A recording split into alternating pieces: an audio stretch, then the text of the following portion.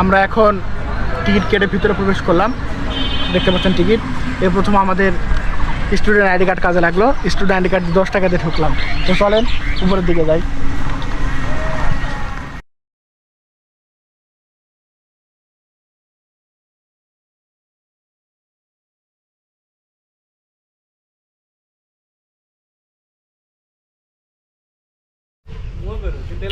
এখন কিন্তু আমরা হচ্ছে মহাস্থানগড়ের ভিতরে আছি, হাঁটাহাঁটি করতেছি। দেখতে পাচ্ছেন আমার দাদা আছে। দাদা কি অবস্থা? এই তো কেমন লাগতেছে মহাস্থানগড়ে এসে? পরিবেশ মনোরম, শান্তশিষ্ট, খুব ভালো লাগতেছে। এটা ভালো লাগতেছে না? অন্য ধরনের একটা শান্তি পাওয়া যাচ্ছে না?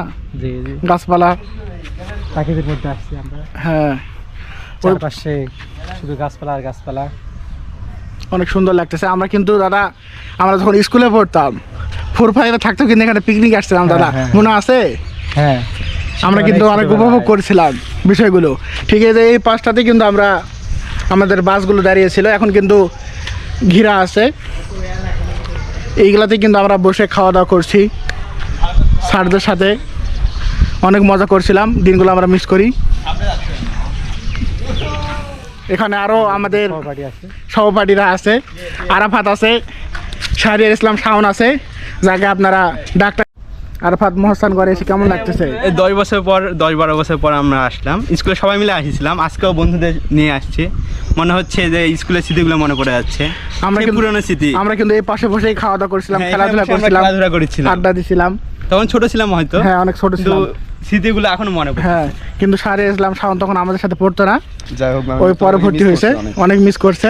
কিন্তু এখন তো আমাদের সাথে আসছো, কেমন লাগতেছে? অনুভূতি অনেক ভালো।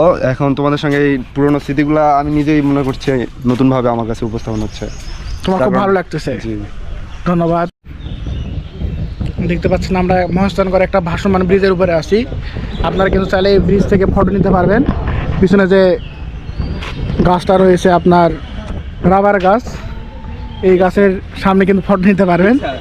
আরাফাত, সাকিব আজকে আসবে জন্য চুল দাড়ি কাটে আসলো। আমি একটা নতুন হয়ে। নতুন হয়ে আসছি। তুমি কথা না বলো, তুমি যে কাটিছো, তুমি পালাচ্ছ কেন ভাইয়া? ভয় লাগে তো? এখানে আসো একটু দেখি। আমি কাউকে ভয় পাই না। তাহলে তুমি আসো। আপনারা দেখতে পাচ্ছেন দাঁড়ি মোজ কিন্তু একবারে পরিষ্কার করে কিন্তু চলে আসছে। আপনারা ভাবতে পারেন আমরা শুধু 5 জন আসছি, কিন্তু এখানে অনেক কিছু আছে, বলা যাবে না। সঠিক সঠিক। দেখতে পাচ্ছেন এর পাশে কিন্তু মহাস্থানগড় জাদুঘর।